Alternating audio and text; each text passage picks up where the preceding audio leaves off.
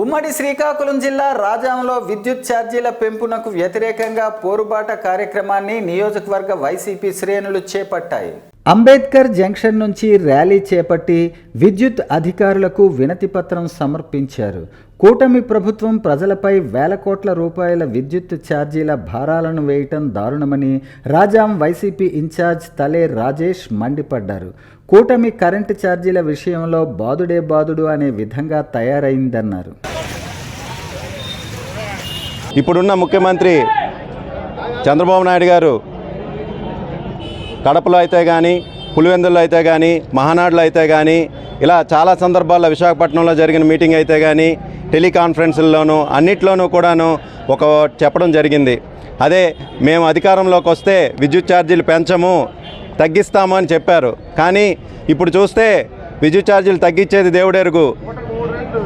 November నెలను చూస్తే సుమారు 6,000 కోట్లు ప్రజల మీద భారం పడింది. డిసెంబర్ నెలలో 9,500 కోట్లు ప్రజల మీద భారం పడింది.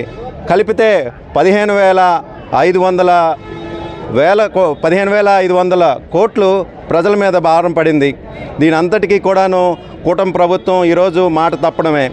అయితే దీనికి నిరసనగా మా అధ్యక్షులు మాజీ ముఖ్యమంత్రి వర్యులు శ్రీ వైఎస్ జగన్మోహన్ రెడ్డి గారు ఇచ్చిన పిలుపు మేరకు ఇక్కడ రాజాం నియోజకవర్గంలో ముఖ్య నాయకులు అందరూ కూడాను, ఎంపీపీలు, జడ్పీటీసీలు, సర్పంచులు, కార్యకర్తలు, ముఖ్యులందరూ కూడాను ఈరోజు ఒకటిగా ఒక ర్యాలీగా ఇక్కడికి రావడం జరిగింది. అంబేద్కర్ జంక్షన్ నుండి ఈరోజు ఎలక్ట్రికల్ ఆఫీస్ వరకు రావడం జరిగింది. ఇక్కడ వినతి పత్రాన్ని అందించడం జరుగుతుంది.